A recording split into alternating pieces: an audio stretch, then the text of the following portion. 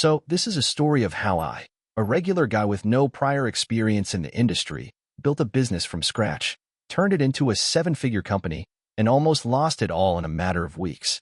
And now, after learning all the lessons the hard way, I'm here to share it with you. It all started about 4 years ago.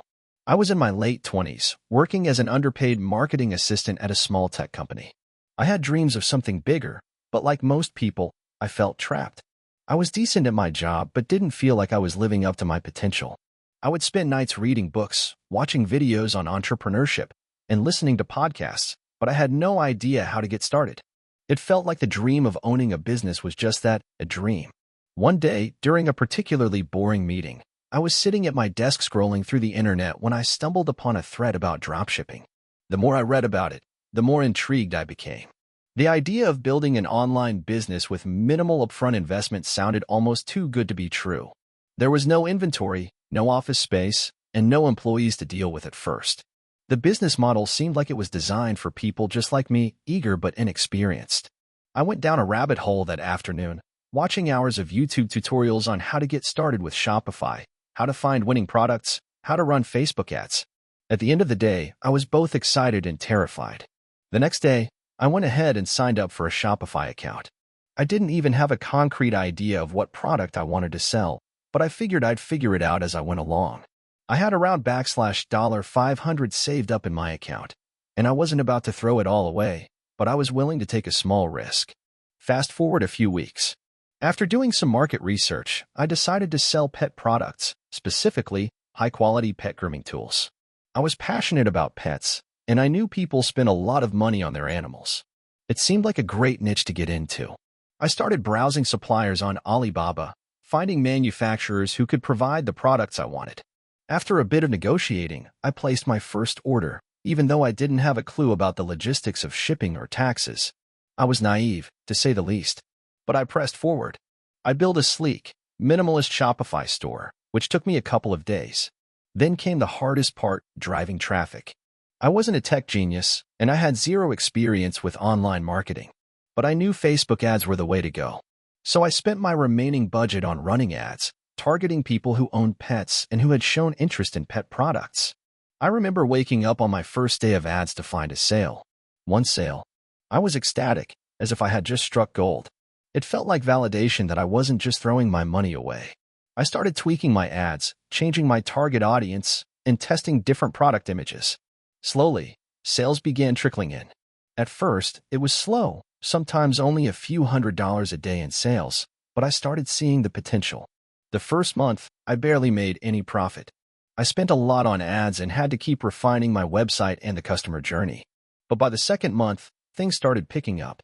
I made a couple of $1,000s in revenue. By month 3, I was hitting 5 figures. That's when I knew this could be something big.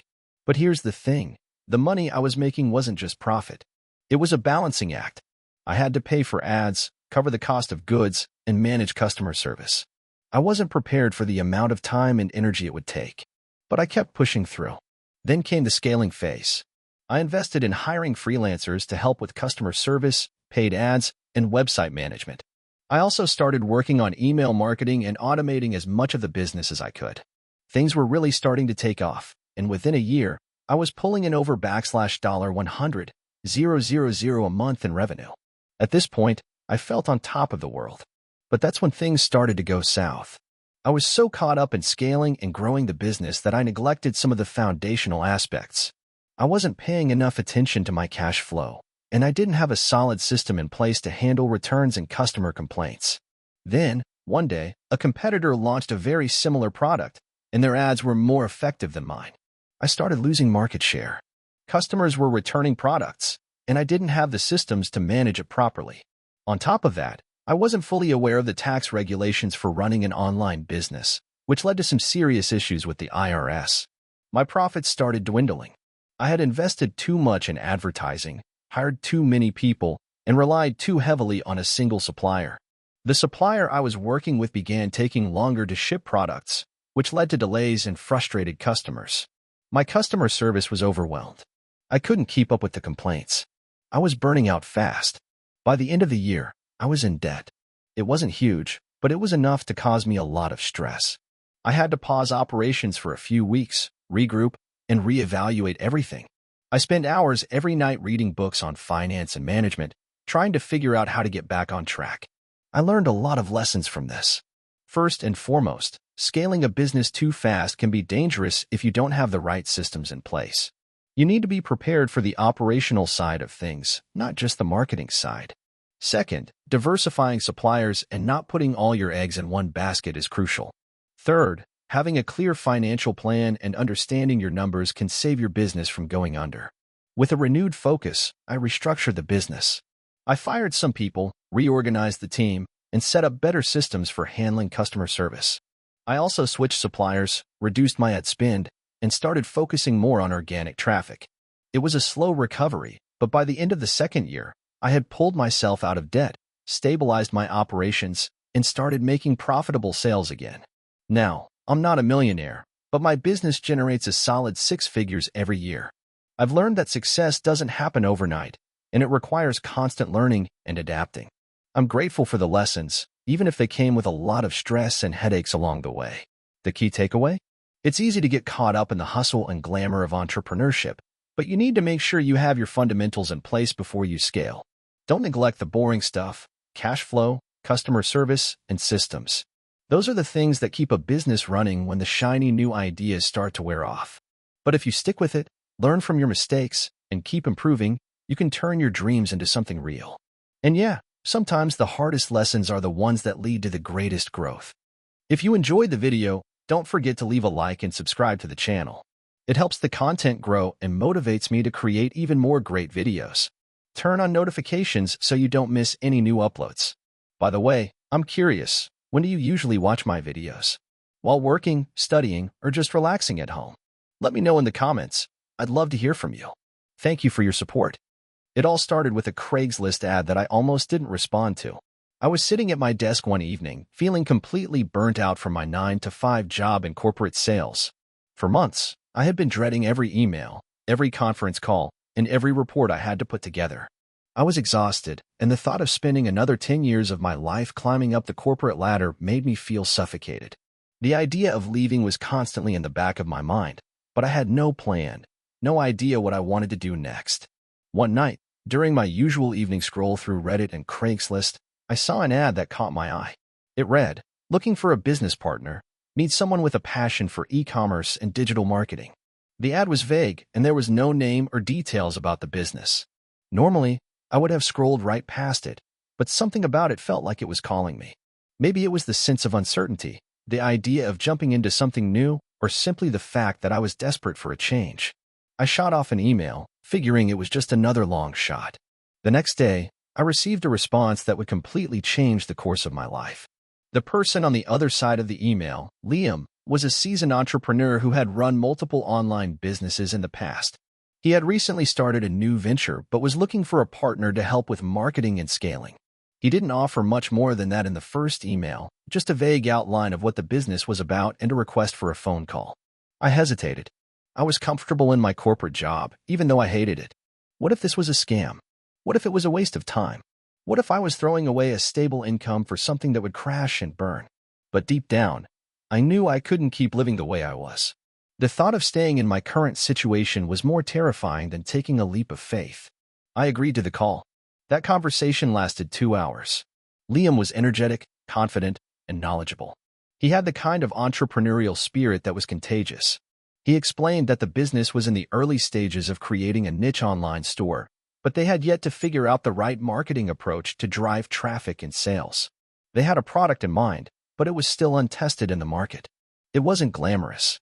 There were no promises of millions of dollars or luxury lifestyles. But something about Liam's honesty and drive struck a chord with me. He was building something from the ground up, and it sounded like the kind of challenge I had been craving. I agreed to meet him in person. We met at a coffee shop in the city, and within the first 30 minutes of the conversation, I knew I was in. He wasn't a smooth-talking salesman. He wasn't promising riches. He was simply a guy with a vision who needed someone with the skills to help him execute it. After that meeting, I gave my notice at my corporate job. My boss was shocked. I don't think anyone saw it coming, least of all me. I had never thought of myself as someone who would leave a stable job to take a chance on something uncertain. But the idea of staying where I was, of just surviving, made me feel like I was wasting my potential. The next few months were a blur of learning, mistakes, and small victories. Liam and I worked from his tiny apartment, trying to figure out the logistics of setting up an online store, finding suppliers, creating a website, and figuring out the right marketing channels. I had never worked in e-commerce before, and I had no background in website development or digital advertising. My only skill was a decade of experience in sales, which meant I understood how to talk to people and build relationships. But everything else felt like a completely different world. In the beginning, it was hard. Really hard. There were days when I felt like I was in over my head. The store wouldn't load properly, and the product descriptions were a mess. Our marketing campaigns were bombing. The suppliers kept pushing back shipping dates, and there were constant technical issues with the website. Every time I felt like we were close to a breakthrough, something else would go wrong. But through it all, I kept going. We worked late into the night, getting up early to check the progress. We pivoted our strategy, learned how to use social media for marketing, and started getting better at targeting the right audience. And then, one day, it happened. After weeks of tweaking the website, adjusting the copy, refining the ads, we saw a real sale come through.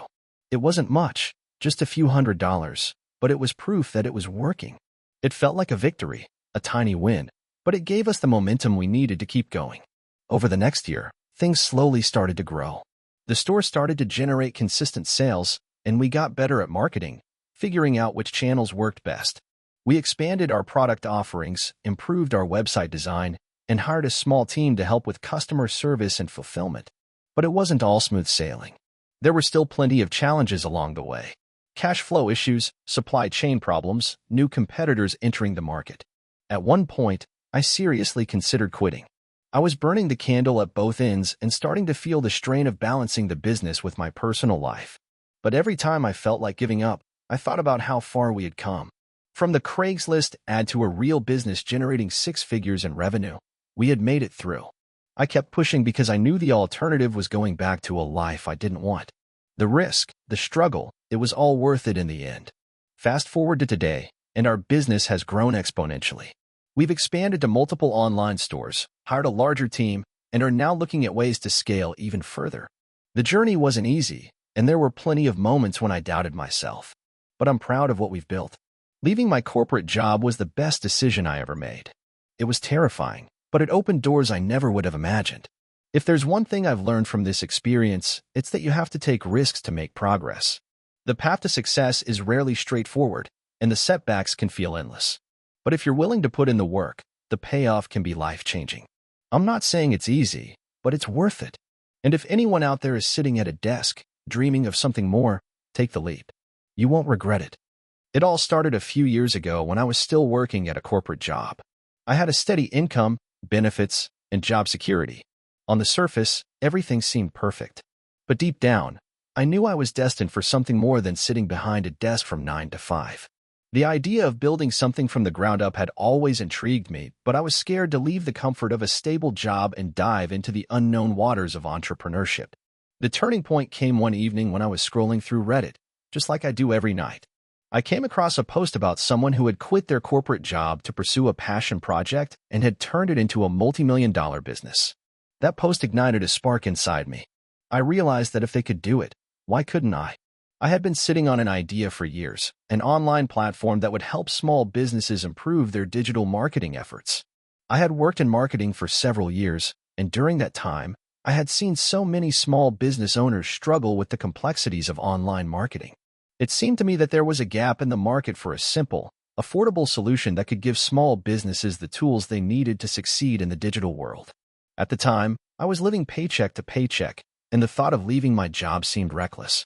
I had bills to pay, student loans to manage, and a lifestyle that was dependent on my steady income. But as the days went by, I couldn't shake the feeling that I was wasting my time at a job that wasn't aligned with my true passion. I kept imagining what life could be like if I took the leap. After weeks of tossing the idea around in my head, I decided to take the plunge. I saved up enough money to cover 6 months of living expenses and told myself that I would go full-time into building my business. If it didn't work out in 6 months, I would find another job. But if it did, I would be living the dream. The first few months were nothing like what I had imagined. I spent hours researching, learning new skills, and trying to figure out how to bring my idea to life. I had never built a website before, so I had to learn everything from scratch. I spent countless nights learning about web development, design, and the basics of running an online business. I remember being so overwhelmed at times that I considered quitting, but I kept telling myself, this is what you signed up for. You can do this. I started by building the website. It took me weeks, and when it was finally live, it was far from perfect.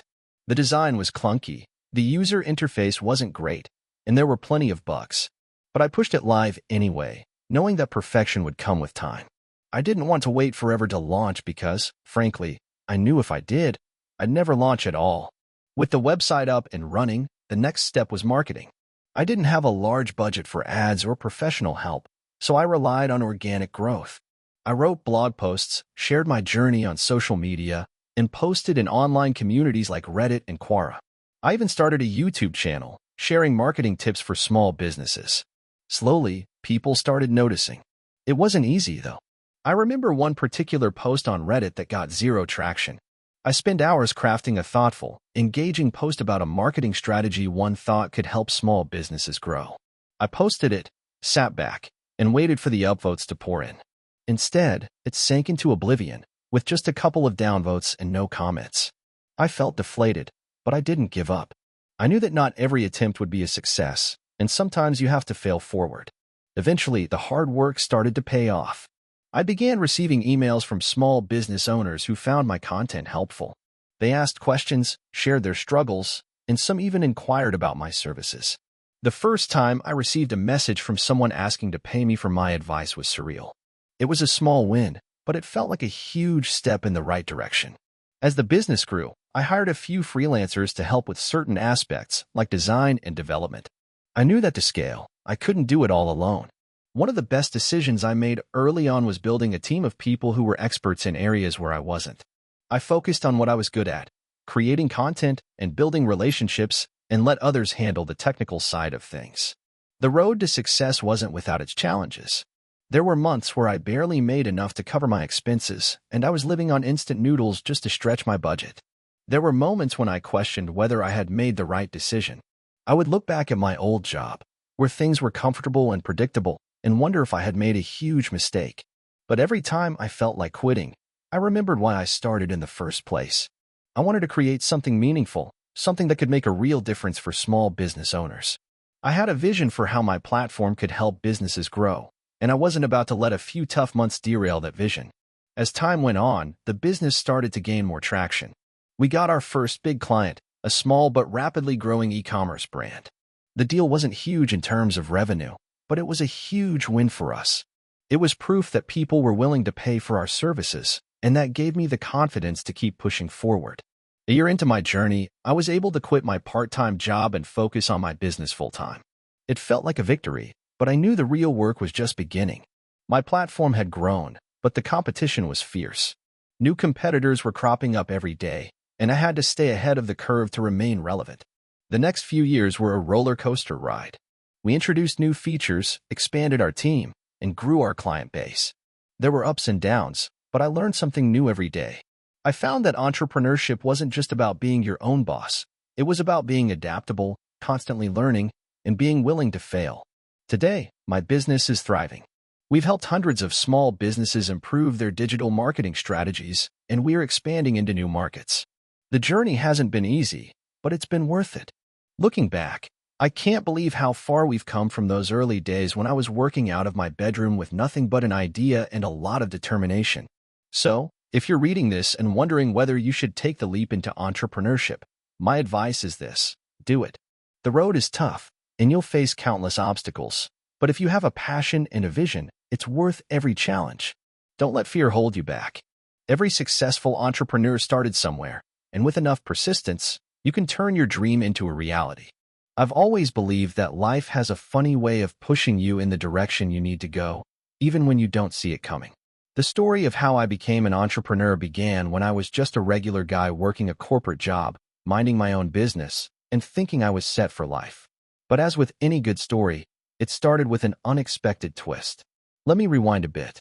I was 29, living in a small city, working as a marketing analyst at a mid-sized tech company. It wasn't the most glamorous job, but it paid well and offered decent benefits.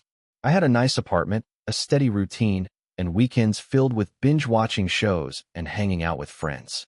Life was comfortable, but deep down, I felt like something was missing. I wasn't unhappy, but I wasn't thrilled either. I wanted more freedom, more excitement, and more control over my future. Everything changed one summer afternoon when I got an email from my boss. It was a company-wide announcement about a round of layoffs. I wasn't overly worried. I was pretty secure in my position, or so I thought. The email mentioned nothing about my department specifically, but it was the way the company was talking about restructuring that sent a chill down my spine. Sure enough, 2 weeks later, the axe fell, and my department was one of the first to go. At first, I was stunned. I'd just bought a new car and was looking forward to taking a vacation to Europe that year. Suddenly, everything was up in the air. I spent the next couple of days feeling sorry for myself, wondering how I would pay the bills, and generally just questioning how I'd ended up in this position. But after the initial shock wore off, something clicked. I didn't have to rely on anyone else anymore. This could be the push I needed to try something different, to actually do something I was passionate about instead of just punching the clock. So, I decided to take the plunge. I didn't have a grand plan or a specific business idea in mind, but I knew that if I was ever going to make a change, this was the moment. I started by taking a few online courses to learn about entrepreneurship. I researched every day, reading blogs, listening to podcasts, and attending webinars. My goal was to absorb as much as I could about what it took to build a successful business. After a couple of weeks, I realized that the one thing I loved doing most was photography. I had always enjoyed taking pictures on the side, friends' weddings, family gatherings, and even some freelance gigs here and there. But I'd never considered it seriously as a career. I figured there were already a ton of photographers out there, and it would be impossible to stand out in such a competitive field. But when I really thought about it, I realized that my corporate marketing experience could give me an edge in creating a brand and marketing myself in ways that many photographers couldn't. I didn't waste any time. I set up a website, created a portfolio, and started sharing my work on social media. I made an Instagram account, posted a new photo every day, and reached out to local businesses offering free shoots in exchange for exposure. I kept my overhead costs low by using the camera gear I already had and focusing on building my personal brand. The first few months were tough. I didn't land any paying gigs right away, and there were times when I seriously doubted my decision. But I kept going, posting regularly, networking with other local entrepreneurs, and continuing to learn about how to grow my business. Slowly, things started to pick up. People started to notice my work, and I began booking a few gigs here and there. Then, one day, I got a message from a local event coordinator asking if I would shoot an upcoming charity gala. They said they had seen my photos online and thought I'd be a good fit for the event. That was the turning point. I remember that night like it was yesterday. I showed up to the event, feeling both excited and terrified at the same time. It was a fancy affair with high-profile attendees, and the pressure was on. But I nailed it. The photos came out beautifully, and I ended up connecting with a few influential people at the event who later became regular clients. From there, my business grew steadily. Word-of-mouth recommendations started rolling in, and before I knew it, I was booking high-end events, weddings, and even commercial shoots for local businesses. By the end of my first year, I had tripled my income from my old corporate job. But more importantly, I felt like I had found my calling. I was doing work that I loved, setting my own schedule, and building something that was completely my own. I was no longer at the mercy of a boss or a company that could decide my fate at any moment. But it wasn't always smooth sailing. As my business grew, so did the challenges. I had to learn how to manage my finances better, hire contractors to help with editing photos, and handle the business side of things, which was honestly more stressful than I anticipated. There were moments when I thought about going back to a traditional job because the pressure of managing everything was overwhelming. But I kept pushing forward, remembering why I started in the first place. One of the biggest lessons I've learned over the years is that entrepreneurship is a marathon, not a sprint. There's no magic formula for success. It's all about consistency, learning from mistakes, and never losing sight of the bigger picture. I've had plenty of setbacks, clients who didn't pay on time, shoots that didn't turn out as expected, and moments of self-doubt that nearly made me quit. But through it all, I kept going. And each time I hit a roadblock, I came up with a new strategy to overcome it. Fast forward to today. I now run a successful photography business that allows me to travel the world and collaborate with amazing clients. I've built a team of talented photographers and editors, and we've expanded into other areas like videography and branding. Looking back, I never would have imagined this life when I was sitting at my old desk job, feeling stuck and unfulfilled. But now, I wake up every day excited to work on projects that inspire me, and I've never felt more in control of my future. To anyone who is stuck in a job they don't love or wondering if they should take the leap into entrepreneurship, I say this: take the chance. It won't be easy, and you will face plenty of obstacles along the way. But if you stay committed, keep learning, and never give up, you'll eventually build something that is uniquely yours. And trust me, the rewards are worth it. I want to share my story of how I went from being a broke college dropout to running a successful e-commerce business. It's been a long journey, filled with mistakes, hard work, and a lot of learning along the way. But looking back, it's all been worth it. I'll take you through it all, the good, the bad, and the ugly. I hope this helps anyone out there thinking about taking the leap into entrepreneurship. It all started in 2014. I was in my second year of college, studying engineering. I had always been the type of person who liked solving problems and figuring out how things worked. But after a year of being in school, I started to realize that the traditional path just wasn't for me. I couldn't shake the feeling that I was wasting my time. I wasn't passionate about engineering. I didn't love it. I just didn't feel like I belonged there. At the time, I was living on a budget and had a part-time job at a local coffee shop. It was a tough gig. I was working late nights and weekends to make ends meet, and I was starting to burn out. I knew I needed a way out, but I didn't know what that way out looked like. One day, I stumbled across a Reddit post about people making money online through dropshipping. I had no idea what dropshipping was at the time, but the concept intrigued me. The idea of selling products online without holding inventory seemed like the perfect way to escape the 9-to-5 grind. I started digging deeper into the concept and researching it, watching YouTube videos, reading blogs, and even finding a few courses. I realized that this could be a way for me to build something on my own terms. But there was one major problem: I didn't have any money to start. I had about $200 in savings, and that was it. I wasn't in a position to invest thousands of dollars into starting a business. But I didn't let that stop me. I started small, scraping together the little I had to pay for things like a basic website domain and a cheap Shopify plan. In early 2015, I launched my first e-commerce store. It was a niche store that sold phone accessories. At the time, I had no clue about marketing, customer acquisition, or even how to find reliable suppliers. I was using AliExpress and trying to figure it out as I went. I spent weeks setting up the store, tweaking the website, and writing product descriptions. I was learning every step of the way, but I was still excited. After all, this was my first real business. When the store finally went live, I expected an avalanche of sales. But, as you might guess, nothing happened. I got 0 orders. It was discouraging, to say the least. I had no traffic, no visibility, and no idea how to get people to my site. But I wasn't about to give up that easily. I knew I had to learn how to drive traffic to my store, so I started experimenting with Facebook ads.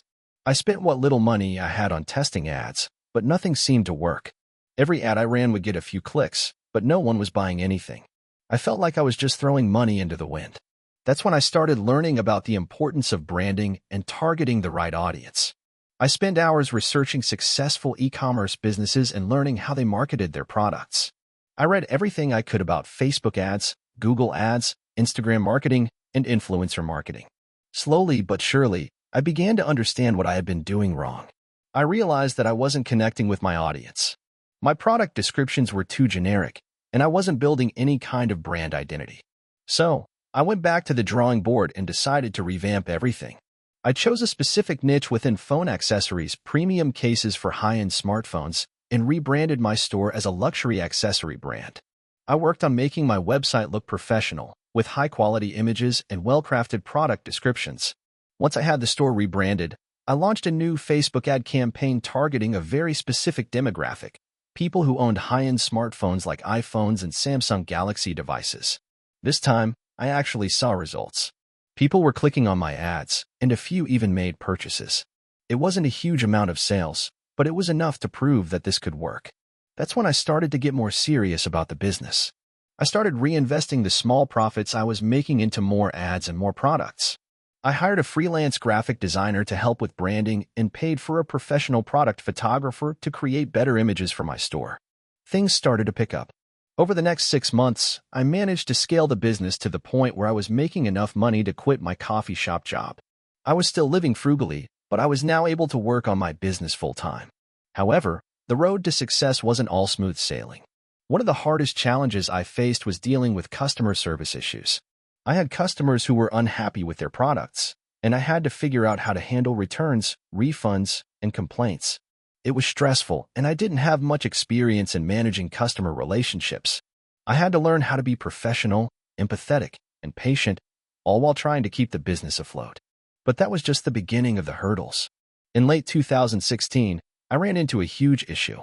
One of my suppliers on AliExpress abruptly stopped fulfilling orders, leaving me with dozens of pending orders and no way to fulfill them. It was a nightmare. I had to scramble to find a new supplier, communicate with customers, and keep my store running smoothly. That experience taught me the importance of building relationships with reliable suppliers and diversifying my product sources. Despite these challenges, the business continued to grow. By the end of 2017, I had built a brand with a loyal customer base and was making consistent profits. I invested in better marketing strategies, hired a small team to help with customer service, and expanded my product range. Fast forward to 2025, and I'm now running a successful e-commerce business that generates over $1 million in revenue annually. I've expanded beyond phone accessories and now offer a range of premium lifestyle products. I've learned countless lessons along the way, but the most important one is this: entrepreneurship is about persistence. There will be setbacks, there will be failures, but if you keep going, you will eventually find a way. I can now look back and be proud of what I've built. I still remember the days of scraping together money to pay for a Shopify plan, and now I'm leading a team and managing a profitable business. The journey wasn't easy, but it was worth every late night, every mistake, and every failure. If you're out there thinking about starting your own business, I want to encourage you to take the leap. It's not going to be easy, and there will be times when you want to quit. But if you keep pushing forward, stay focused, and learn from your mistakes, you can build something incredible. The key is to never give up. I grew up in a small town where opportunities were few and far between. The son of a factory worker and a stay-at-home mom, my childhood was marked by a lot of hard work and a fair amount of struggle. My parents always emphasized the importance of education, but they also understood that success wasn't handed to you on a silver platter. They worked long hours, and we made do with what we had. I remember vividly how my dad would come home tired every evening, still managing to crack a smile and tell me stories of his day. Despite the challenges, my parents instilled in me a work ethic that would later shape my entrepreneurial journey. But let me tell you, I never imagined I'd end up running my own business. I wasn't the smartest kid in class, nor was I the most athletic. But one thing I had was determination. If I set my mind to something, I would go after it with everything I had. When I was about 16, I got my first job working at a local diner. It wasn't glamorous, but it paid the bills and taught me the value of hard work. I also learned early on that no job was beneath me. I worked my way up from washing dishes to waiting tables, and eventually became a shift manager. During that time, I started paying attention to how the business was run.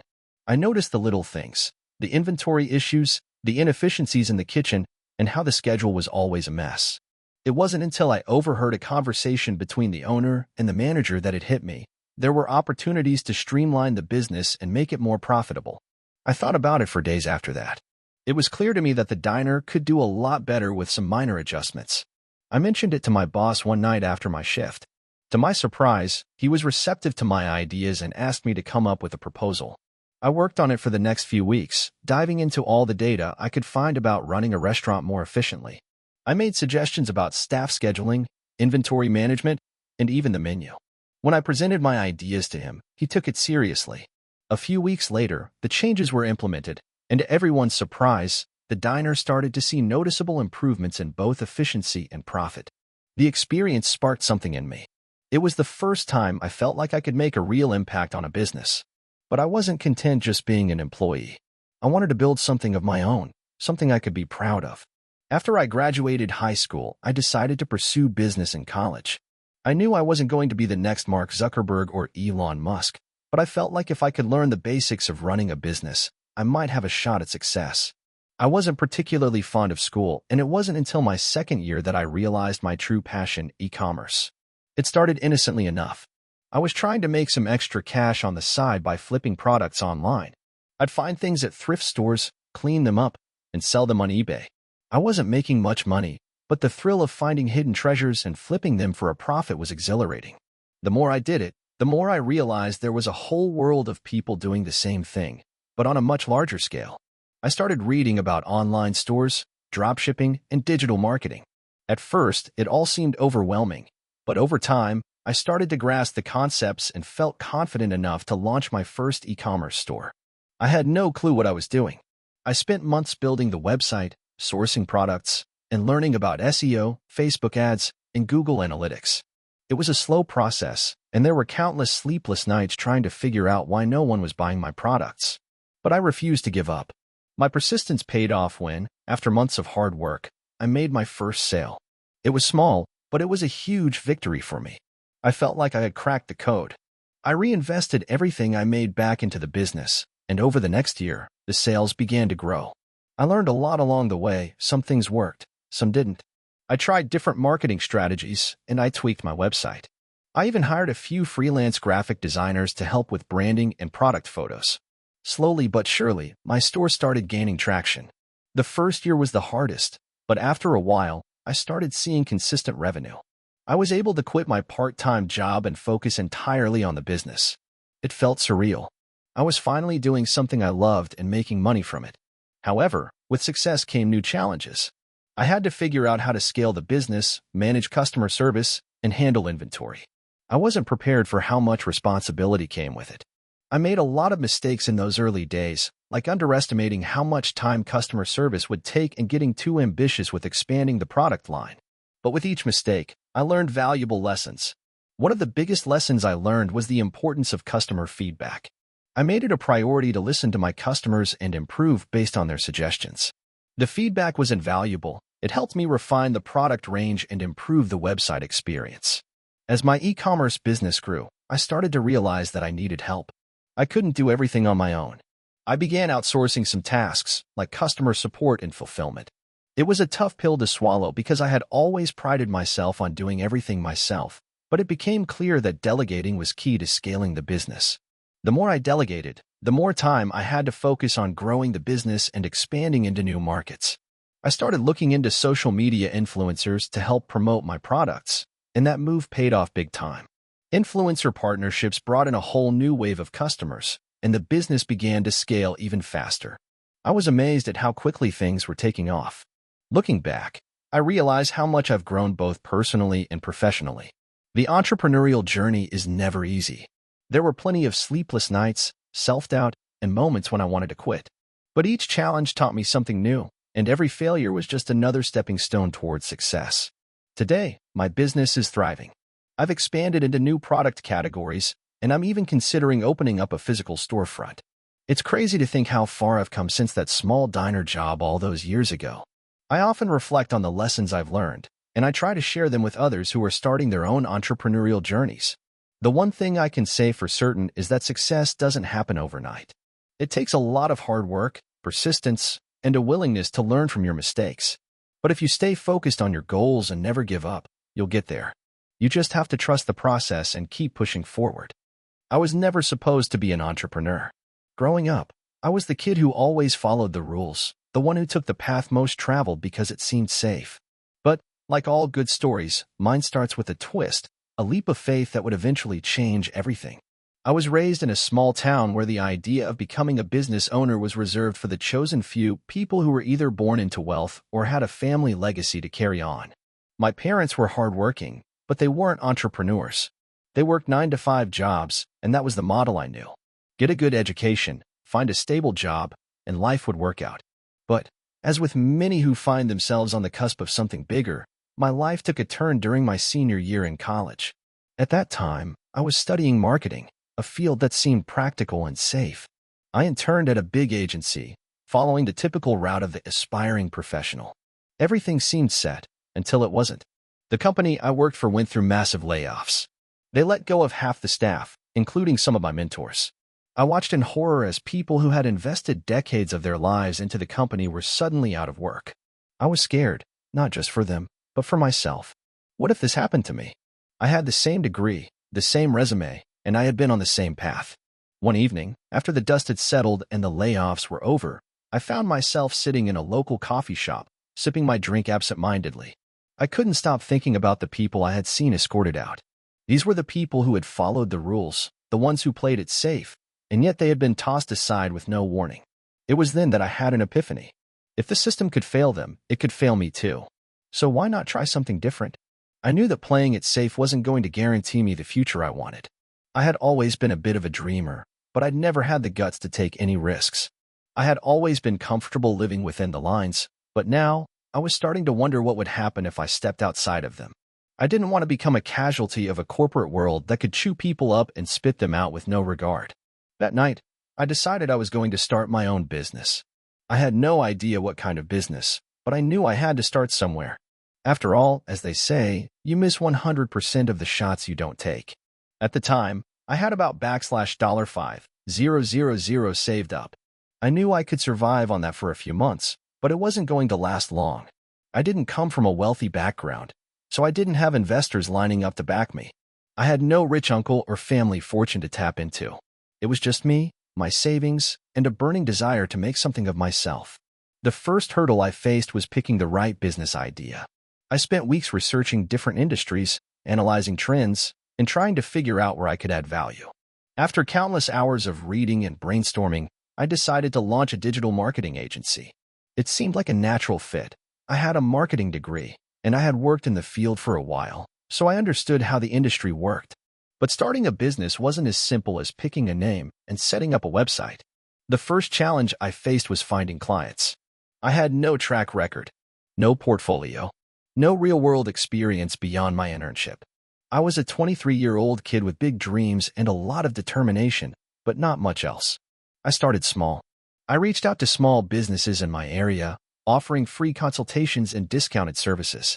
I told them I was just getting started and needed to build my portfolio. Some of them laughed at me, others ignored me, but a few took a chance. Those first few clients were everything. They were the foundation I would build my business on. I worked tirelessly for them. I stayed up late nights crafting social media posts, writing blog articles, and running paid ads. I treated each project like it was the most important thing in the world. And slowly but surely, my results started to show.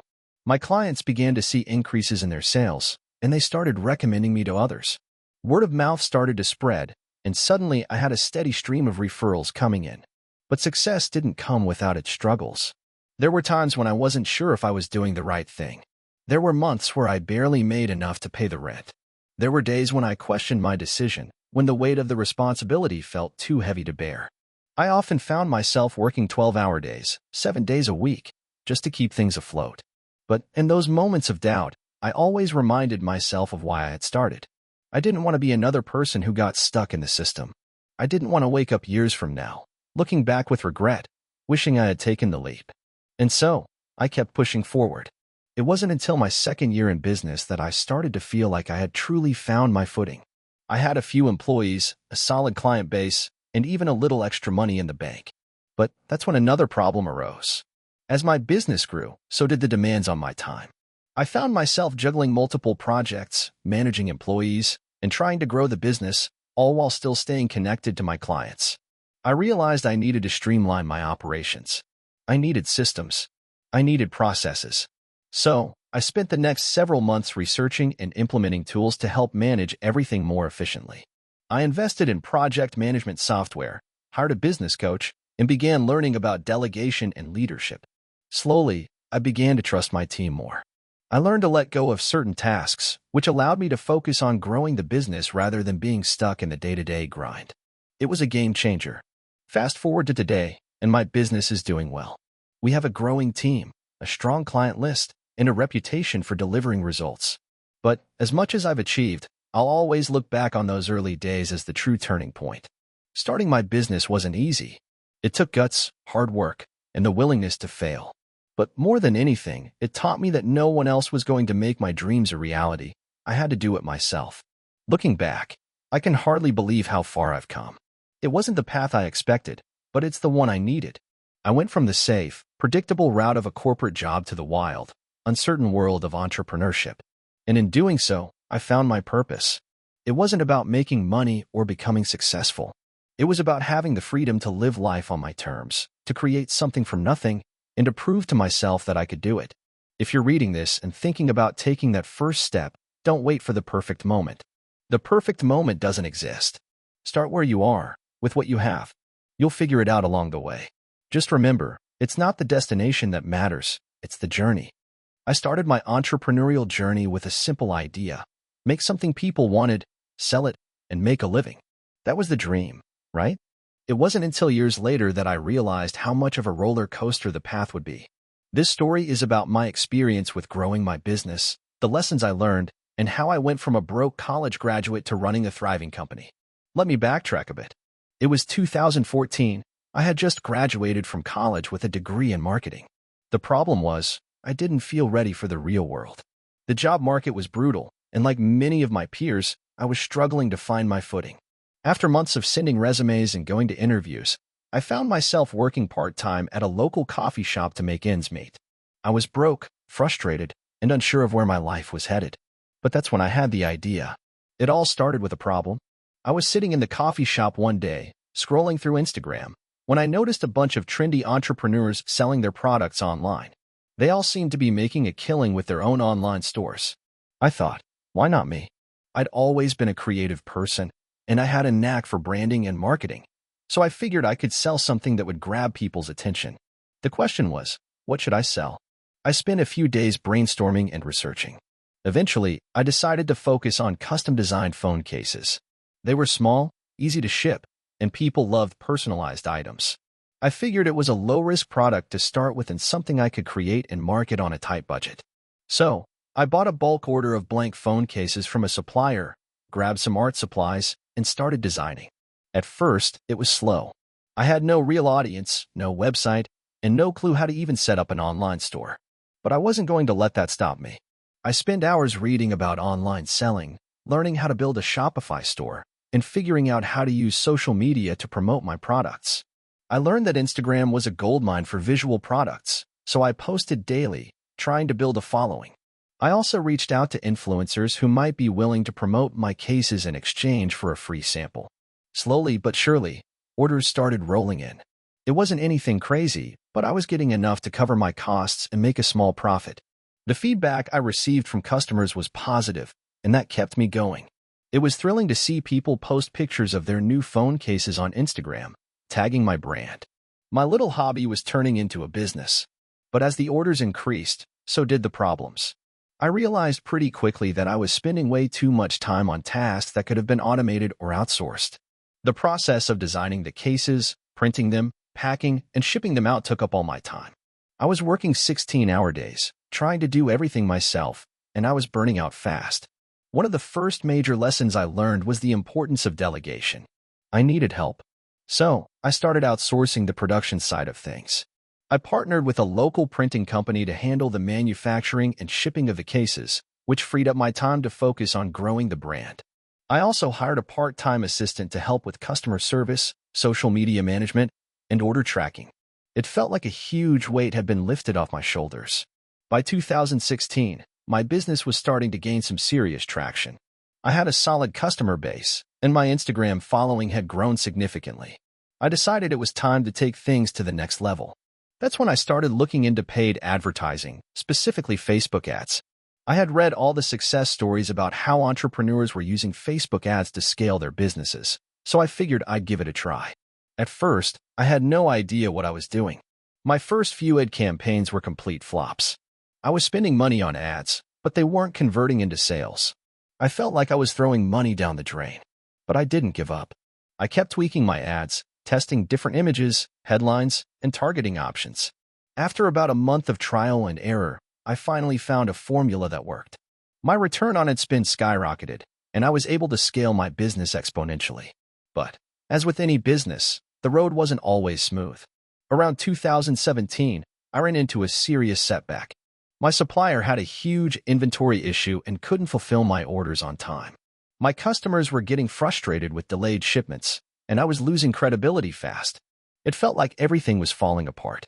I had to act quickly to fix the situation, so I decided to partner with a new supplier and completely overhaul my logistics system. It took a few months to get everything back on track, but by the end of 2017, my company was stronger than ever. By 2018, my phone case business had grown into a full-fledged brand. We had a team of 5 people, a robust supply chain, and a loyal customer base.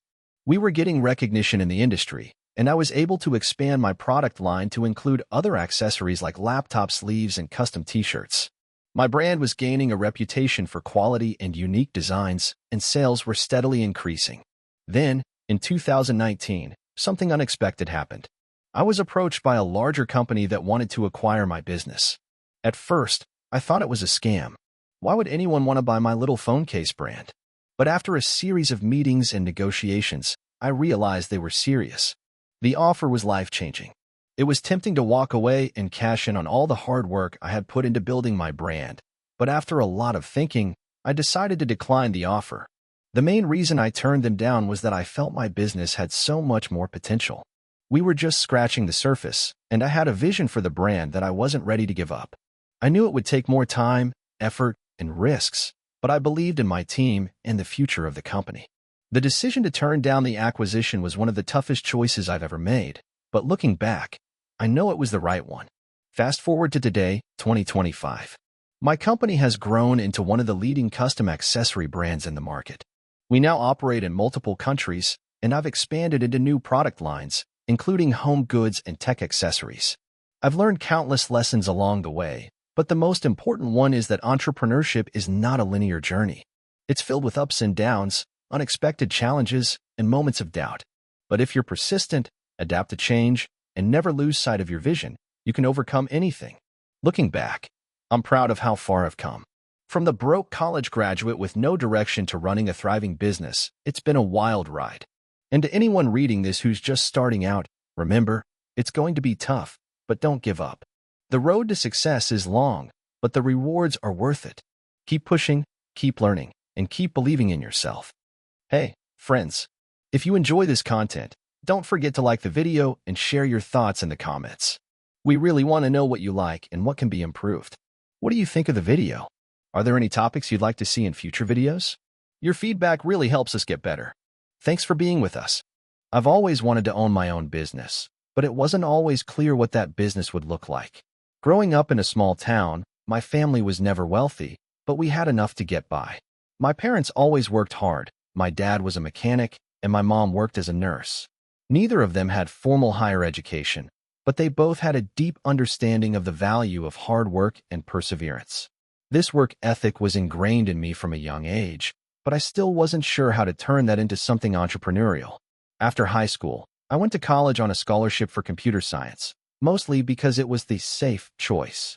My parents were thrilled, and I figured that pursuing something that was stable would be my ticket to a good life. I loved the subject, but honestly, I didn't feel that spark that I had hoped for. My heart wasn't in it, though I could code well enough to land jobs after graduation. Still, every time I sat in front of a computer for long hours, I couldn't shake the feeling that something was missing. I had this idea for a business for a long time, but I kept pushing it aside. It was about opening a digital marketing agency. At first, it sounded ludicrous to me. I didn't have any formal experience, and I wasn't even sure how I would get clients. But as I worked in my 9-to-5, I saw businesses all around me struggling to make sense of the internet. They had websites, but they weren't getting any traction. Their social media was almost non-existent. I realized that there was a real opportunity here, a chance to help small and medium-sized businesses grow through online marketing. One day, while sitting at my desk at my job, I decided enough was enough. I had been working on a side project for months, learning everything I could about SEO, social media marketing, content strategy, and Google Ads. I'd been taking online courses, reading blogs, and watching videos from experts in the field. It was exhausting, but I felt a sense of excitement that I hadn't felt in years. I made a promise to myself. I was going to start my agency. That night, I went home and created a website. It was simple, but it had everything I needed: a clear message, my services, and a way for potential clients to contact me. I also set up social media pages, and over the next few days, I began building content. I spent my nights writing blog posts and articles about digital marketing, using what I had learned. I knew I didn't have a portfolio, so I offered my services for free to a few local businesses. In exchange, I would ask them to write a testimonial for me once I helped them improve their online presence. The first client I landed was a local restaurant. They had a website, but were invisible online. I created a Google My Business profile for them, optimized their website for SEO, and helped them with a social media strategy. It wasn't a huge project, but it was a start. After a few weeks, their foot traffic increased significantly, and they were thrilled. They referred me to other businesses in the area, and slowly, word started to spread. I was still working my day job, but I started to feel the weight of juggling both. My agency was growing, but I wasn't ready to quit my job yet. I worked on weekends and late into the night. My clients were getting results, and it became clear to me that this could actually turn into something big. There was a point when I had more clients than I could handle, and that's when I decided it was time to take the leap. I gave my 2 weeks notice at my job. I had saved up enough money to live for a few months while I focused on growing my business. The next few months were tough. I wasn't making as much money as I had hoped, and there were times when I wondered if I had made a huge mistake. But I pushed through. I stayed up late, waking up early, working on everything from client communications to marketing campaigns. I started to expand my team, hiring a freelancer here and there to help with content creation and social media management. One of the biggest breakthroughs came when I secured a contract with a medium-sized e-commerce business. They had a decent-sized budget, and their previous marketing campaigns weren't effective. After months of hard work, I improved their ad spend, optimized their website, and helped them with their email marketing.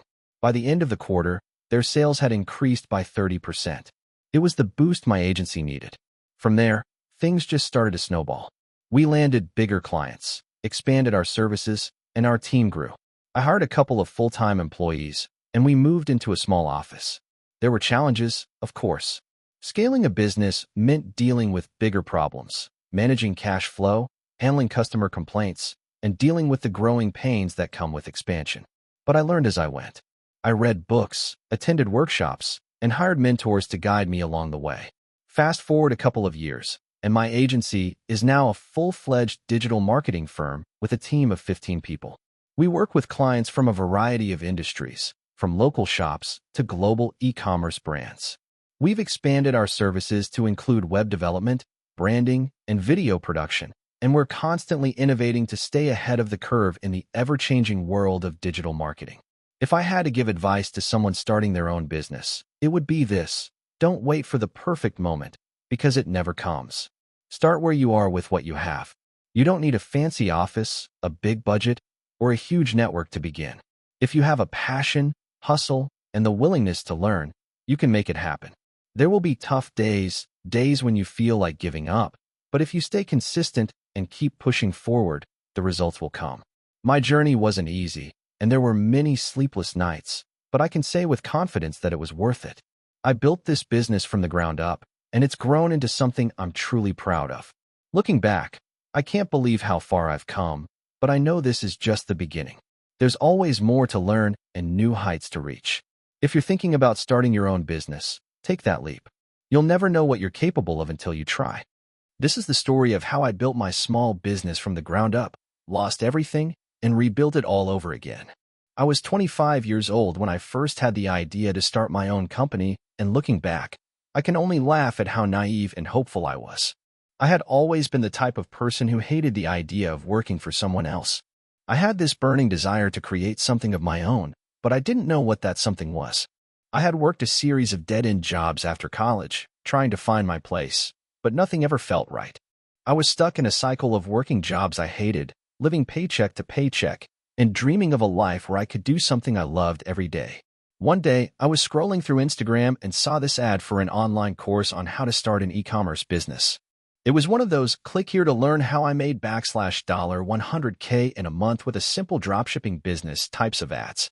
I'd seen ads like this before, but something about it caught my eye. I had no idea what dropshipping was, but I knew it sounded like a shortcut to making money, and I was desperate for anything that could get me out of my current situation. I clicked on the ad, signed up for the course, and spent the next few days binge-watching hours of content about how to start a dropshipping business. The basics were simple enough. Find a product, create a website, drive traffic to it, and make sales. It seemed like a no-brainer. The more I learned, the more confident I became. I was ready to go. I remember the day I launched my first online store. I'd chosen a niche I was passionate about, eco-friendly home products, and spent hours researching the best suppliers, creating a logo, and designing the website.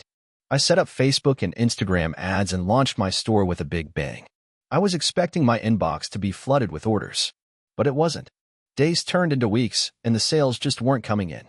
I tried everything I could think of. I tweaked my ads, changed my product selection, and reworked the website. I spent hours reading blogs, watching YouTube videos, and taking additional courses, trying to figure out what I was doing wrong. But still, nothing. My first few months were a blur of frustration and self-doubt. I was sinking money into ads, paying for a website, and not seeing any return. I felt like I was losing my mind. I was working harder than I ever had, but I wasn't getting anywhere. My savings started to dwindle, and I knew I had to make a decision soon. I was at a crossroads. I could give up and go back to working a regular job, or I could keep pushing forward. I knew that if I gave up, I would regret it for the rest of my life. I decided to stick with it, but I had to change my approach. I couldn't keep blindly throwing money at ads and hoping for the best. After a lot of trial and error, I finally stumbled upon a product that started to gain some traction. It wasn't the one I'd originally chosen, but it was something I felt could resonate with a specific target audience. I refined my marketing strategy, focused on organic traffic instead of paid ads, and began building a small but loyal customer base. Slowly but surely, things started to turn around. My first real success came when I made my first $1,000 in profit in a single month. I was ecstatic. It felt like a breakthrough, even though I knew $1,000 wasn't much in the grand scheme of things. But it was proof that I could make this work. That first $1,000 was the fuel I needed to keep going. As my business grew, I started to reinvest everything I earned back into the company. I hired a small team, improved my website, and began exploring new marketing channels. The more I learned, the more I realized how much there was to know about running a business. But every step felt like progress. I could see the momentum building, and it was thrilling. By the time I hit my second year in business, I had crossed the six-figure mark in revenue. I was still working out of my tiny apartment, but I had started to hire more people, and the business was becoming a legitimate operation. The sense of accomplishment was indescribable. I was finally living the dream I'd always envisioned. But just as things seemed to be going perfectly, disaster struck. One night, I woke up to find that my website had crashed. I had received hundreds of emails from customers saying they couldn't make purchases or that the checkout process wasn't working. I logged into the back end of the website to find that my server had been hacked. The entire site had been compromised. I was devastated. I had no idea how to fix it. I had no backup, no contingency plan. My heart dropped when I realized how much money I had lost in just a few hours. And on top of that, I had angry customers demanding refunds. My business felt like it was falling apart in front of me. It took weeks to fix everything. I had to work with a team of developers to restore the site and secure it from further attacks. I lost a significant amount of revenue during this time, and the trust one had built with customers was shaken. I almost threw in the towel at that point. But I didn't. I learned a valuable lesson. I needed to take cybersecurity seriously, and I needed to be more prepared for emergencies. I spent the next few months rebuilding. I focused on customer service, making sure every issue was addressed quickly and professionally. I also invested heavily in security for the website, hiring experts to ensure it was fully protected. Slowly but surely, the customers returned, and the business started to recover. By the time I hit my third year in business, I had completely reinvented the way I operated. I was no longer a one-man show. I had a team of 10 people working with me, including customer service reps, a marketing team, and a product sourcing manager. The business was growing faster than ever, and I was finally seeing the fruits of my labor. Now, I'm not going to say that everything has been smooth sailing since then. There have been ups and downs, and there are days when I still feel like I'm in over my head. But looking back on my journey, I can honestly say that I've learned more from my failures than I ever could from my successes. It's the failures that have taught me the most valuable lessons. If there's one thing I've learned through all of this, it's that entrepreneurship is not about avoiding failure. It's about learning from it, picking yourself up, and pushing forward, no matter how hard things get. It's about resilience and determination. You don't have to get everything right from the start. You just have to keep trying, keep learning, and never give up. Today, my business is doing better than I could have ever imagined. I've grown it into a seven-figure company, and I'm able to employ people who share my vision. I get to wake up every day and do what I love, and for that, I'm incredibly grateful. If you're thinking about starting your own business, my advice is simple: don't give up when things get tough. You're going to face challenges you never expected. But if you keep pushing through, you'll get there. Just make sure you're learning from your mistakes and constantly improving. That's the real secret to success in entrepreneurship, the ability to keep going when everything feels like it's falling apart. I've always had a love for technology, but my journey to entrepreneurship didn't start in the most glamorous of ways. It wasn't some grand idea that sparked my ambition. It was a series of small, unexpected events that ultimately led me to build my own tech company from scratch. Looking back, I can hardly believe how it all came together. I grew up in a modest neighborhood, the kind of place where dreams were often tempered by financial reality. My parents worked hard but struggled to make ends meet. I was the eldest of three siblings, so I learned early on that you couldn't always count on getting what you wanted, and that if you wanted something, you had to go out and get it yourself. My first exposure to technology came when I was 10. My uncle gave me an old desktop computer that he no longer needed. It was a dinosaur by today's standards, but to me, it was a treasure. I spent hours tinkering with it, trying to figure out how it worked. I didn't know it then, but that curiosity would be the foundation of my future career. By the time I graduated high school, I had developed a strong passion for coding and computers. However, due to financial constraints, I couldn't afford to attend a four-year university.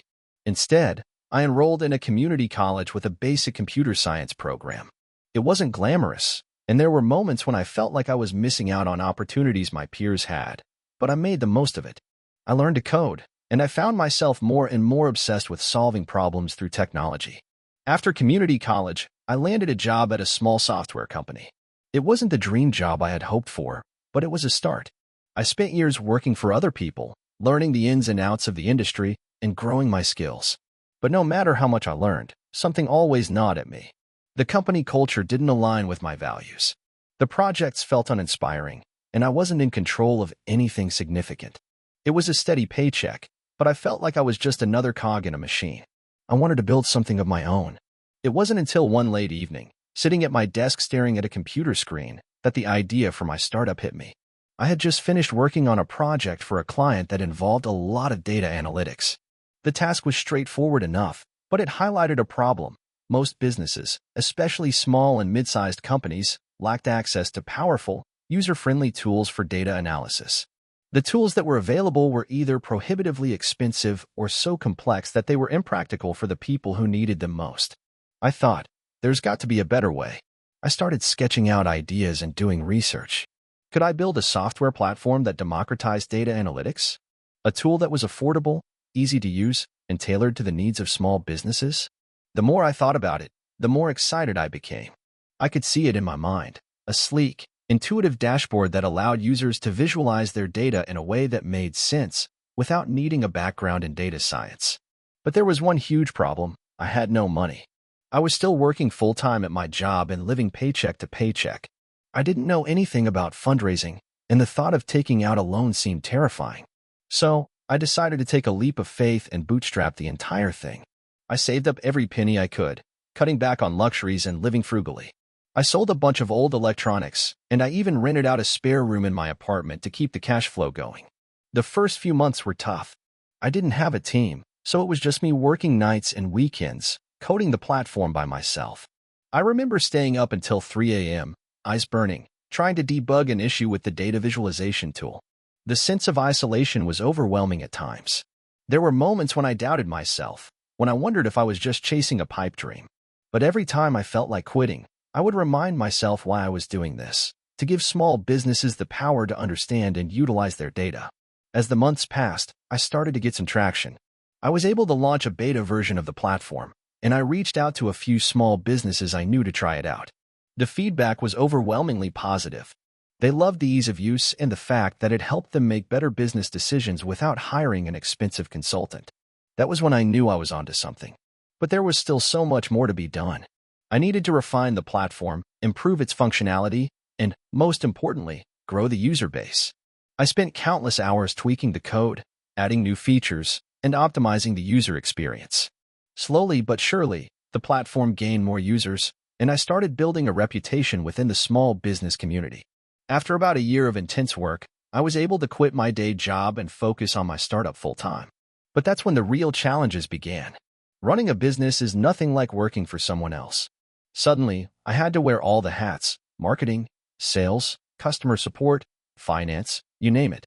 There were days when I felt like I was drowning in tasks, and the weight of responsibility was overwhelming.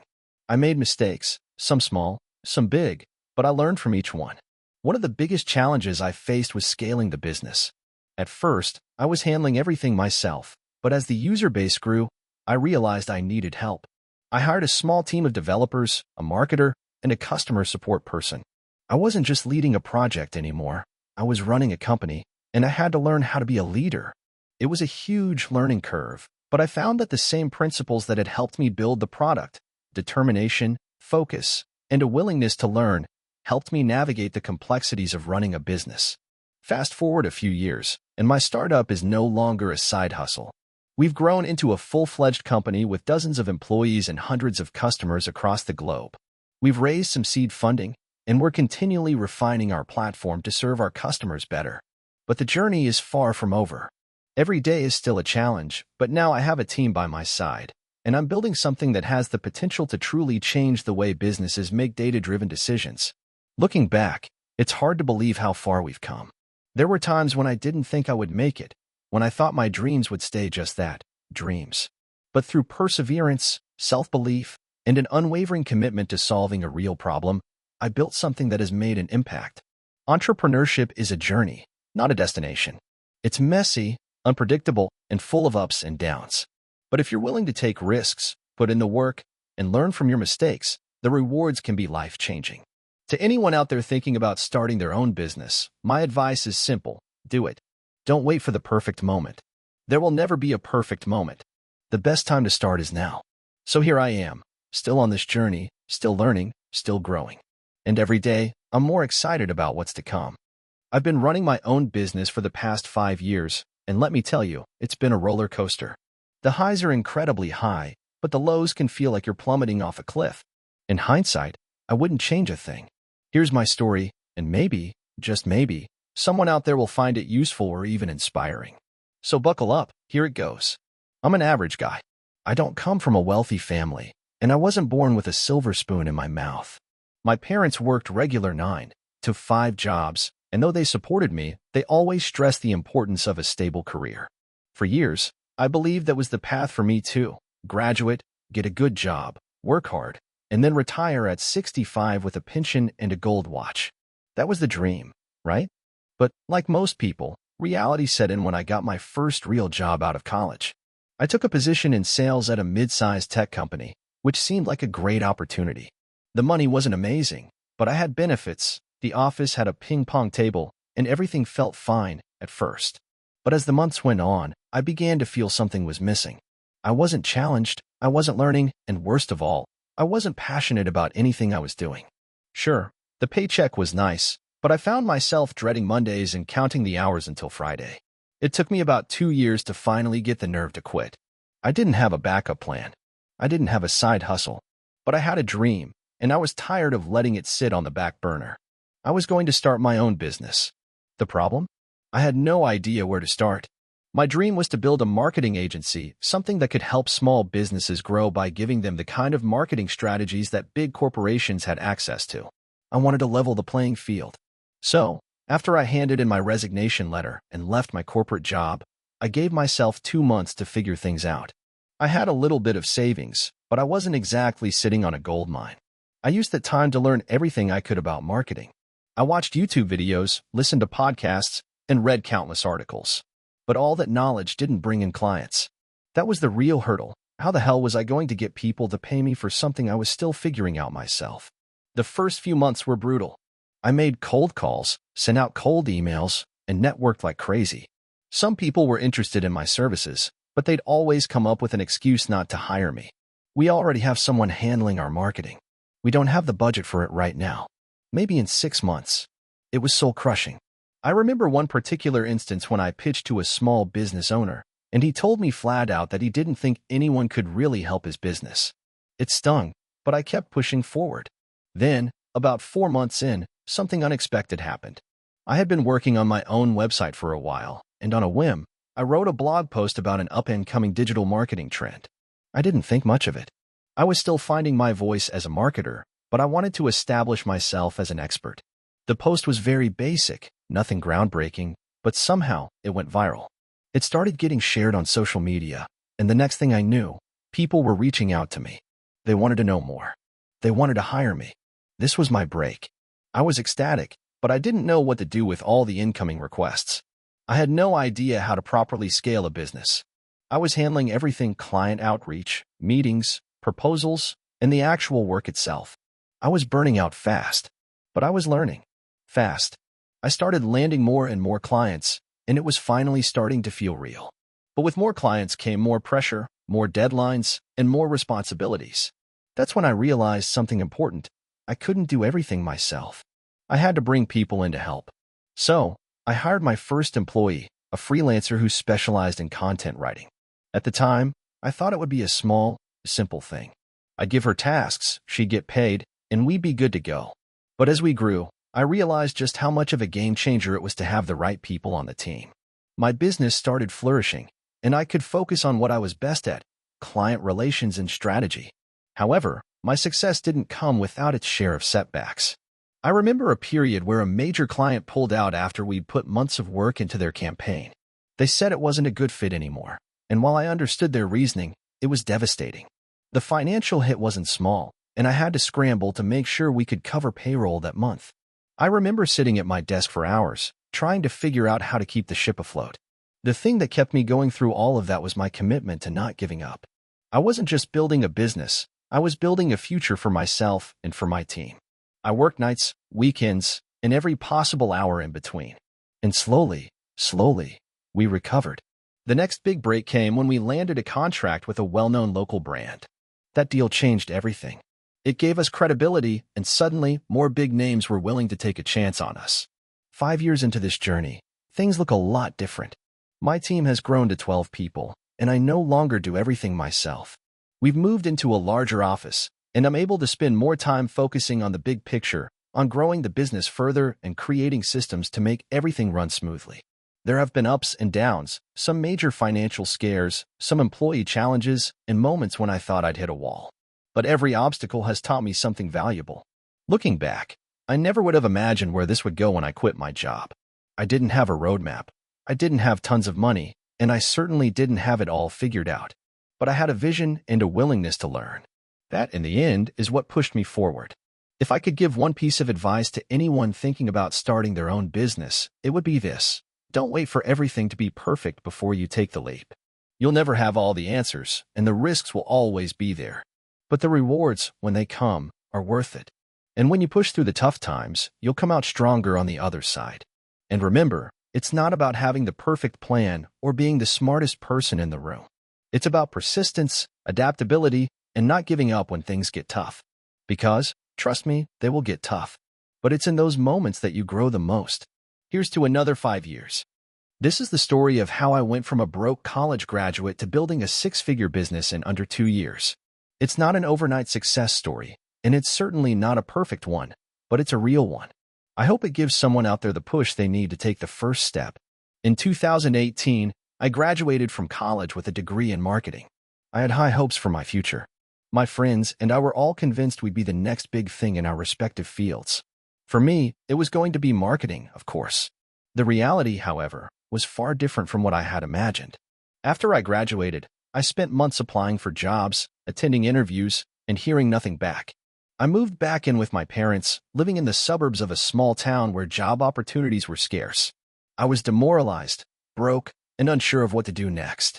I was surrounded by people who were either content with their steady 9-5s or struggling just like me. I spent countless hours on Reddit, reading about people who had taken the leap into entrepreneurship and changed their lives. One late night, I stumbled upon a thread about building an online business. I had always been interested in e-commerce, and the idea of running a business from anywhere in the world intrigued me. What caught my attention, however, wasn't just the business model. It was the fact that so many people were succeeding by starting small. They didn't need huge capital or years of experience. They started with just an idea, some hustle, and the willingness to learn. I decided to take a chance. I had no experience in business, but I had marketing knowledge, a laptop, and a lot of free time. I began researching the world of dropshipping, an e-commerce model where you sell products without holding inventory. The thought of not having to deal with shipping or inventory was a huge relief, considering how broke I was. I spent the next few weeks obsessively learning everything I could about dropshipping. I watched YouTube tutorials, read blogs, and listened to podcasts. I learned about finding a profitable niche, creating a Shopify store, selecting suppliers, and driving traffic with Facebook ads. I knew it wasn't going to be easy, but I was excited. I felt like I was finally taking control of my life. In early 2019, I launched my first store. I chose to sell unique phone accessories because I figured it was a relatively low-cost, high-demand niche. I created the store, designed a simple logo, and picked a handful of products I thought would sell well. I set up my Facebook ads, spending what little I had on testing different audiences and ad creatives. At first, it was a disaster. I had no sales for the first few weeks.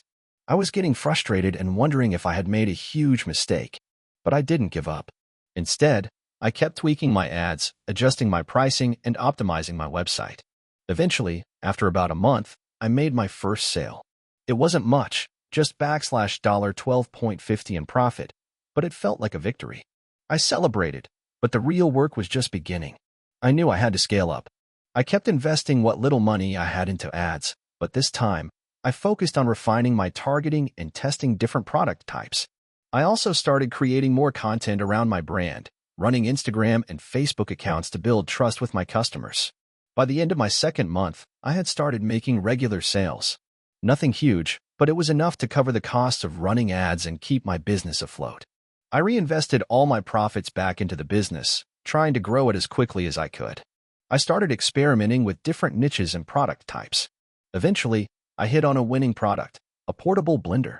It was an item that had a lot of potential, and I figured I could sell it as a fitness and health accessory. I quickly set up an Instagram page to create brand awareness and used influencer marketing to promote the product. This time, everything clicked. I ran ads that focused on the benefits of the product, and influencers on Instagram started sharing my posts. The sales started pouring in. Within a couple of weeks, my store was averaging $300, $500 per day in sales. I could hardly believe it. I was making more than I had ever made in a full month of working a job, and it was only getting better. As the months passed, I continued scaling. I expanded my product range, created a proper brand identity, and started offering bundles and discounts to increase the average order value. I also streamlined my operations, outsourcing customer service and hiring a virtual assistant to handle some of the day-to-day tasks. By the time I hit the 6-month mark, my store was bringing in 5-figure months consistently. I'd gone from making $12.50 in profit to pulling in over $10,000 in revenue every month. The best part? I wasn't working 80 hours a week. I had systems in place that allowed me to manage everything with just a few hours of work each day. Despite the progress, I encountered new challenges. For one, I had to deal with product shortages, shipping delays, and customer complaints. I quickly realized that customer service was going to be one of the most important parts of my business. I learned how to handle difficult customers, deal with returns, and manage the logistics of shipping products from different parts of the world. In the fall of 2019, I took another leap and decided to build a team. I hired a few freelancers to handle product photography, content creation, and paid ads. This was a huge step for me because I had always been a one-man show. But I knew that to grow, I needed help. My goal was no longer just making money. It was about building a real business that could operate without me being glued to my computer all day. By the end of 2019, my business had reached 6 figures in annual revenue. I had gone from feeling like a failure after graduation to becoming a full-time entrepreneur. The journey wasn't easy, and I made plenty of mistakes along the way, but I learned so much that I could never go back to the life I once had. Fast forward to today, and my business is continuing to grow. I've expanded into new niches, built a loyal customer base, and hired a full-time team to handle all aspects of the business. I've also been able to scale my marketing efforts with more sophisticated strategies, including influencer partnerships and email marketing. Looking back, I can't help but be proud of how far I've come. But I know this is just the beginning. Entrepreneurship isn't a destination. It's a journey that constantly challenges you to improve and grow. And while I may have had a few lucky breaks along the way, I know that persistence, learning, and adapting have been the keys to my success. If you're reading this and thinking about starting your own business, I can't promise that it'll be easy, but I can promise that it's possible. Don't wait for the perfect moment, because there isn't one. Just take that first step. The rest will follow. And if I can do it, so can you. I've always believed that the road to success is never a straight path. My name is Jake, and this is the story of how I built my own business from the ground up, with all the mistakes, failures, and lessons along the way. It all started about 5 years ago when I was working as a sales associate at a small tech retail store. I was barely scraping by. I lived paycheck to paycheck, and if I'm being honest, I felt like I had no future. Sure, I had aspirations, but every day seemed like a grind. I'd go home at night, browse the web, and scroll through success stories of people who seemed to have it all figured out. I remember reading one about a guy who started a tech company from his garage. The idea of building something from nothing fascinated me. I thought, if he can do it, why can't I? At the time, I had a bit of savings. I had saved up about $10,000, just enough to live for a couple of months if I decided to quit my job and go full-time into something else. The catch was, I didn't know what that something else was. I wasn't a software engineer, I didn't have any formal business training, and I certainly didn't have any connections in the tech world. But I knew something had to change. I remember the moment I decided to take the leap. It was a Friday night, and I had just clocked out from my shift at the retail store. I was walking to my car when I passed by a group of guys talking about their new app idea. They were young, around my age, and they were excited, discussing how they had just secured funding to get started. It felt like they had everything I wanted: freedom, control, and the excitement of building something new. That's when I knew it was time to take action. I went home that night and started brainstorming ideas. I didn't want to create another app or tech startup just for the sake of it. I wanted something that could actually solve a problem, something that people would use and value. I spent hours thinking about the types of products and services I wished existed but didn't. That's when it hit me: a digital marketplace for small businesses to find affordable, quality marketing solutions. I had seen small business owners struggling to market themselves effectively, and I realized that there was a gap in the market for something that could simplify that process for them. The next morning, I woke up with a clear idea in my head. I would create an online platform that would connect small businesses with freelance marketing professionals, offering services like social media management, content creation, and SEO optimization. It would be simple, affordable, and easy to use. I started working on the business plan. I spent weeks researching the market, figuring out what competitors existed, what they were doing right, and what they were doing wrong. I realized that most of the platforms out there were either too expensive or too complex for small business owners to navigate. That's where I saw an opportunity to make a difference. But before I could move forward, I needed a website. I didn't know how to code, and I definitely didn't have the money to hire a developer. So, I did what any determined person would do. I taught myself how to build websites. I watched countless YouTube tutorials, read articles, and even enrolled in a few cheap online courses. Within a few months, I had a basic, functional website up and running. The next challenge was finding freelancers. I didn't know any marketers personally, so I turned to online forums and social media groups. I posted ads, reached out to people who seemed like they'd fit the profile, and started building a network. It wasn't easy. I received a lot of rejections, and some people just ignored me altogether. But slowly, I started to gather a small group of freelancers who were willing to work with me. With the website and a small group of freelancers ready, I launched the platform. The first few months were rough. I barely made any sales, and the site didn't get much traffic. I spent most of my time cold emailing small business owners, offering them free trials in exchange for feedback. But nothing seemed to click. At that point, I started to doubt myself. Maybe I wasn't cut out for this. Maybe my idea was too far-fetched. I had moments where I considered quitting. But then, I remembered those guys I saw that Friday night, the ones talking about their app idea. They were making it happen, and so could I. I couldn't afford to give up. I had invested too much time, money, and energy to walk away now. So, I kept pushing forward. I made adjustments to the website, refined my messaging, and tweaked the way I was reaching out to potential customers. Slowly but surely, the platform began to gain traction.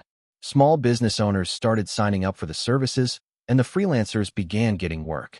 I remember the first time I got a notification that someone had actually paid for a service on the platform.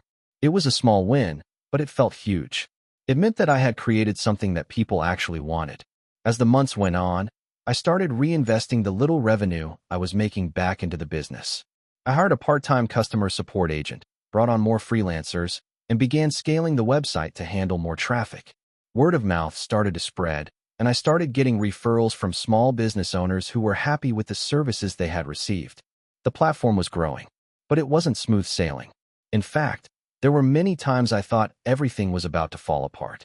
A couple of months after the initial success, I was hit with a server crash that wiped out most of the website data. The emails, the transactions, the freelancer profiles, everything was gone. I was devastated. I had spent so much time and effort, and it felt like it had all been erased. But I couldn't give up. I spent the next few weeks rebuilding the site, working with a developer to set up more reliable backups, and making sure it would never happen again. That incident taught me one of the most valuable lessons I've learned. Failure is part of the process. It's easy to get discouraged when things don't go as planned, but it's how you respond to those failures that matters. In hindsight, that server crash was one of the best things that ever happened to me. It forced me to think more critically about the business and improve my systems. Fast forward to today, and my platform is thriving. We've grown to over 500 active freelancers, and we've helped thousands of small businesses boost their marketing efforts. We're profitable, and I'm finally in a position where I can start hiring full-time employees to help grow the company. I've learned so much over the years, and while I'm proud of what I've built, I know there's still so much more to learn and accomplish.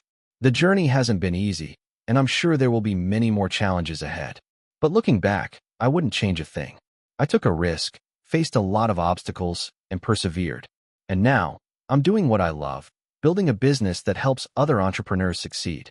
If you're reading this and thinking about starting your own business, my advice is simple. Just start. Don't wait for the perfect moment. Don't wait for everything to align. You'll make mistakes, you'll fail, but that's part of the process. Keep learning, keep pushing, and eventually, you'll get where you want to go. I started my entrepreneurial journey in the most unremarkable way. It wasn't some brilliant idea that sparked a light bulb above my head one day. It wasn't some huge, groundbreaking innovation. In fact, it all began with a side hustle to pay my rent. It was the summer of 2017, and I had just left a decent-paying job as a marketing associate at a tech company. Things were fine, better than fine, really. I had a steady income, a solid team, and a decent work-life balance. But something didn't sit right with me. It wasn't the work or the people, it was the monotony. I realized that I had been living on autopilot, doing the same tasks over and over without ever truly feeling excited about anything. That's when I decided to take a break and start freelancing. At first, I was just doing marketing work for small businesses. Social media campaigns, email marketing, SEO consulting, nothing too out of the ordinary. It wasn't glamorous, but I enjoyed the freedom it gave me. I could work from home, set my own hours, and take on clients I actually cared about. But here's the thing. As I grew in my freelance career, I started noticing patterns. Small businesses were terrible at keeping track of their marketing efforts. They didn't know what was working, what wasn't, or how to tweak their strategies. They'd throw money into advertising, but had no way of measuring the ROI. It became painfully clear to me that there was an opportunity here, a way to add real value. So, in 2018, I took a risk. I shifted my entire business model. Instead of just offering freelance marketing services, I launched a SaaS tool that helped small businesses track the effectiveness of their marketing campaigns. I'll be honest, the idea was half-baked at first.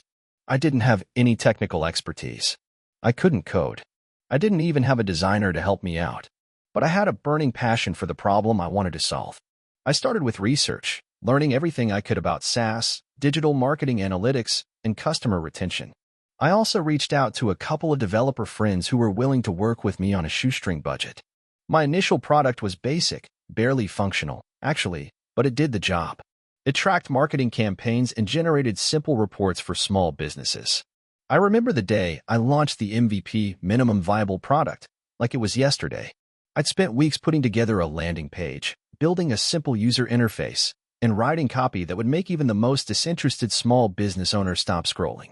I was nervous, to say the least, but I pushed it live. I told a few of my freelance clients about it. offering them a free trial in exchange for feedback. And then, I waited. The first few weeks were dead silent. Nobody signed up. I spent all my time tweaking the tool based on feedback, but it felt like I was talking to a brick wall. It was disheartening, but I kept at it. I started cold emailing potential customers, offering free consultations and getting them to test the tool. Slowly, I started getting traction. The first paid subscription came in after 3 months, and I remember staring at that notification, thinking, wait, this is real. By the end of 2018, I had secured a few paying customers, but I wasn't anywhere near profitable. I was losing money every month, pouring everything I had into marketing and software development.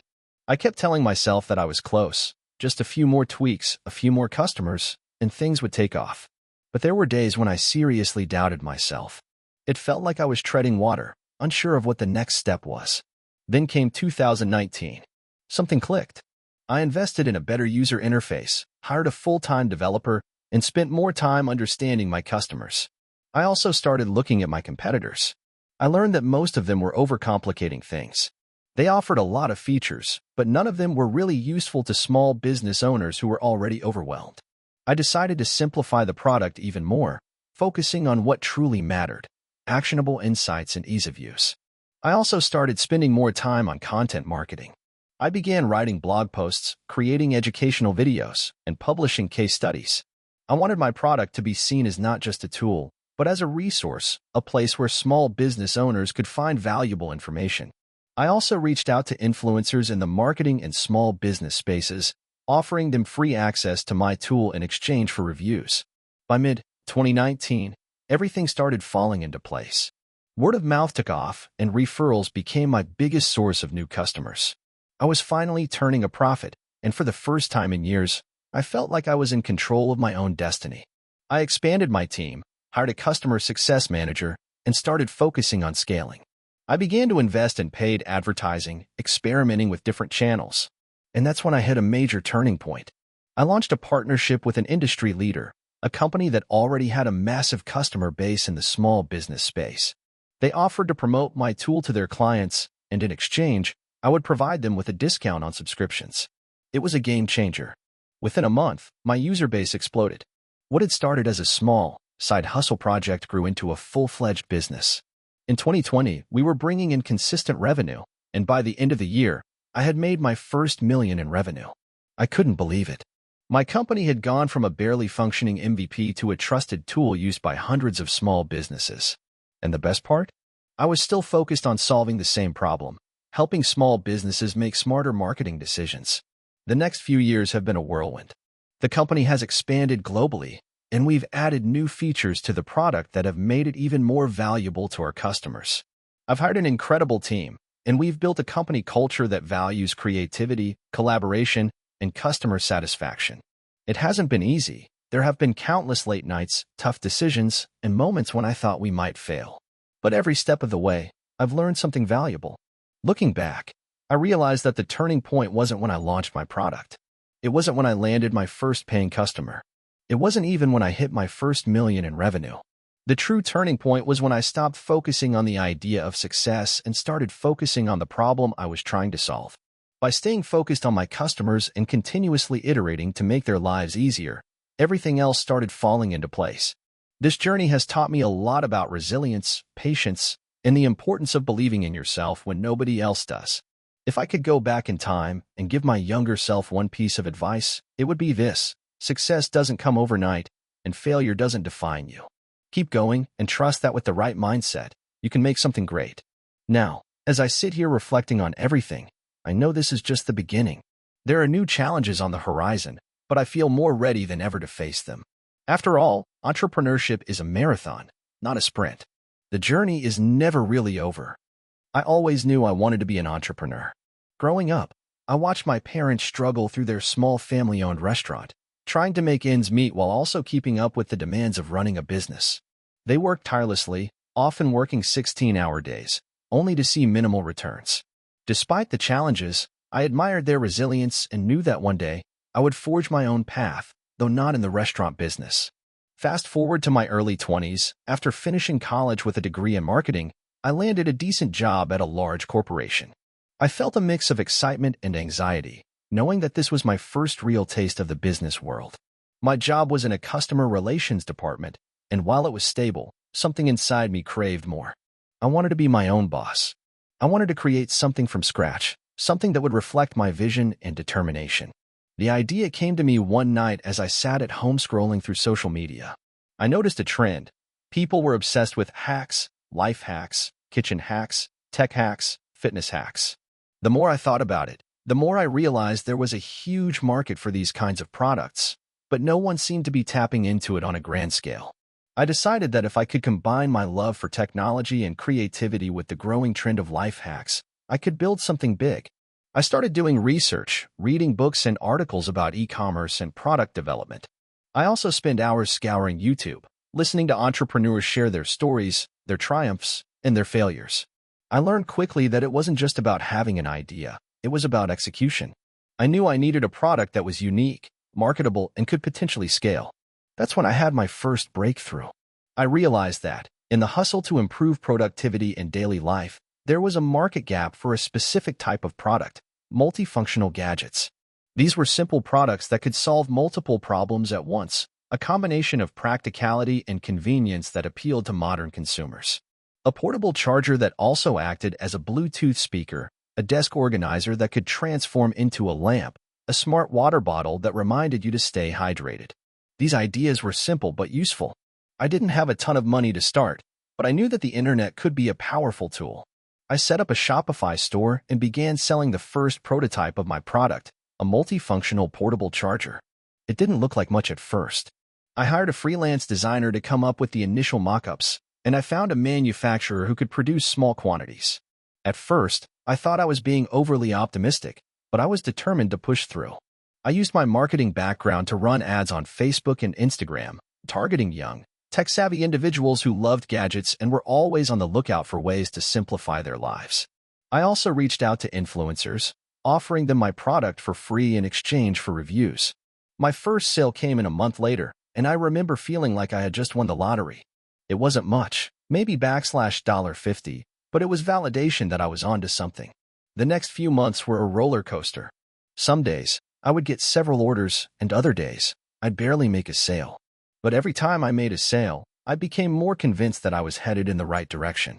I reinvested every penny back into the business, improving the website, hiring a better photographer to take professional photos of the products, and scaling my ad campaigns. I also learned the importance of customer feedback. Early on, a few customers complained about the product's durability, and though it stung, I took their concerns seriously. I worked with the manufacturer to improve the product and made sure that the next batch was more robust. As soon as the improvements were made, sales started to pick up. The tipping point came when one of my Instagram influencers posted a video about my product, which went viral. Within a week, my sales skyrocketed. I couldn't keep up with the orders. My small operation of one person, me, quickly became too much to handle. I had to hire my first employee, a part-time customer service rep, to help manage emails and orders. The growth was exhilarating, but it also came with its fair share of problems. I had to figure out logistics for shipping, manage inventory, deal with returns, and negotiate better prices with suppliers.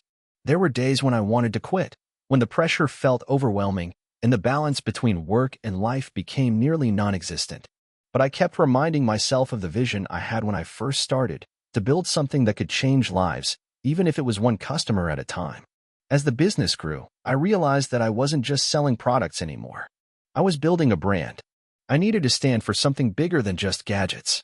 I decided that my brand would focus on innovation, simplicity, and sustainability. Every product I designed would be thoughtful, multifunctional, and eco-friendly. It wasn't enough to just make money. I wanted my business to leave a positive impact on the world. I took the time to connect with other entrepreneurs, joining mastermind groups and attending conferences. Networking opened up a whole new world of possibilities. I met people who helped me with everything from SEO to sourcing materials that were more eco-friendly. I even got the chance to pitch my business to potential investors, which was terrifying but thrilling at the same time. It wasn't all smooth sailing, of course. There were plenty of setbacks, including some legal challenges with trademarks and patents, but I learned to navigate those hurdles. My team grew as well. I hired a full-time marketing director, a product designer, and a warehouse manager. I no longer had to do everything myself, and that was a huge relief. But I also had to learn how to delegate effectively, a skill I hadn't mastered before.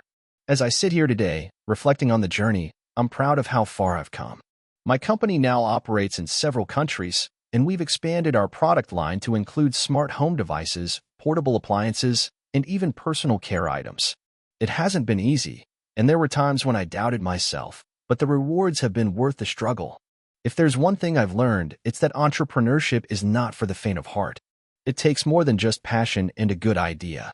It requires resilience, adaptability, and the willingness to keep going when things get tough. But if you truly believe in your vision and are willing to put in the work, success is within reach. Thank you for watching until the end. If you enjoyed this video, don't forget to like and subscribe to the channel so you won't miss new videos. Also, leave a comment. I'd love to hear your thoughts. Your support and engagement mean a lot to me. See you in the next video.